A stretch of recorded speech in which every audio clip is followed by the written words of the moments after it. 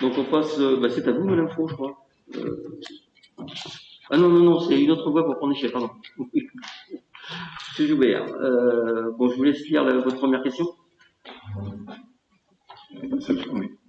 Lors du conseil municipal du 14 avril dernier, le groupe des élus minoritaires d'une autre voie pour Pornichet vous avez fait part de leur inquiétude concernant l'appel à manifestation d'intérêt du futur port de Pornichet.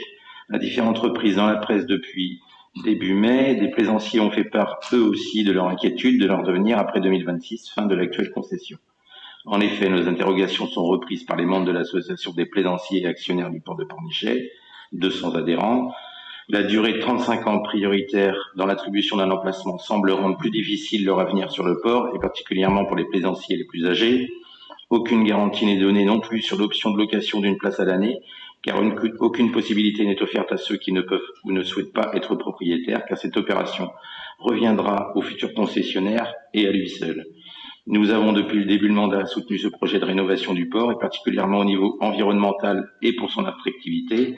En revanche, nous nous inquiétons pour les pornichétines et les pornichétains et pour l'avenir du port, de la durée de concession de 40 ans à prestataire privé et de la durée des attributions des places de 35 ans. Aussi, nous vous posons la question suivante. Pouvez-vous indiquer les options et les garanties mises en place pour les plaisanciers ne pouvant pas acquérir une place, soit pour raison financière, soit pour raison d'âge, qui souhaitent louer à l'année? Quel est sur ce point le droit de regard de la ville par rapport aux concessionnaires? Étant donné les enjeux pour notre ville, pouvez-vous nous indiquer si une concertation ou une commission sera mise en place et si oui, avec quels acteurs pour le choix des 3 candidats à la concession pour garantir une transparence totale et rassurer à la fois les usagers du port, mais aussi l'ensemble des habitants de Pornichet? Merci. Romain Sidi, je vais vous répondre. Nous nous réjouissons que vous souteniez le projet d'aménagement du port. Comme nous avons pu le partager lors de différents échanges, nous avons une vision commune sur l'exemplarité environnementale que le projet doit avoir et je m'en félicite. Je ne reviens pas sur le débat sur la durée de la future concession. Cette durée est directement liée à l'ampleur de l'investissement que nous demandons au futur exploitant, qui doit trouver un équilibre économique face au risque qu'il va porter. Concernant plus précisément vos questions, Monsieur le maire et moi-même avons écrit aux plaisanciers le 30 avril dernier pour répondre à leurs interrogations. L'appel à manifestation d'intérêt vise uniquement à régler l'attribution de garanties d'usage de longue durée, sur 35 ou 15 ans, qui sont la contrepartie d'une participation au financement des ouvrages portuaires. Mais il y aura également des emplacements loués à l'année dans le futur port, en nombre encore plus important que ces garanties d'usage. Ces emplacements seront gérés par le futur concessionnaire. Mais nous nous sommes engagés à ce que les plaisanciers actuels aient un droit de priorité pour bénéficier de ces emplacements en location annuelle. C'est une clause que la ville insérera dans le futur contrat de concession.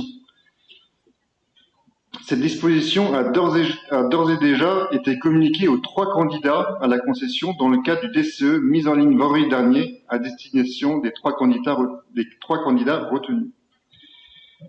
Vous nous interrogez également enfin sur l'existence d'une concertation ou d'une commission pour retenir le choix des candidats à la concession.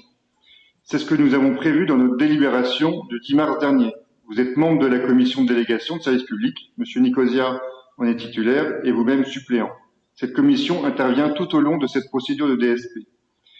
Il y a une première réunion le 7 mai dernier pour analyser les candidatures reçues et les admettre à concourir.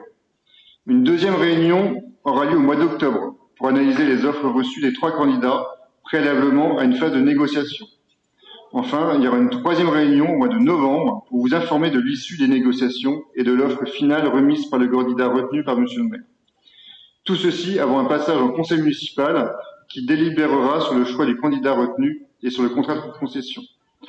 Vous le voyez, toutes les garanties sont apportées pour vous associer à cette procédure de DSP. Parallèlement, le conseil portuaire, qui est composé de représentants de la ville, de représentants des concessionnaires, des personnels du port, des usagers du port, des représentants des services nautiques, de construction, de réparation et des associations sportives et touristiques liées à la plaisance. Ce conseil portuaire continuera d'être informé aux étapes clés de la procédure, tout comme les associations de plaisanciers avec lesquelles nous poursuivons le dialogue très régulièrement.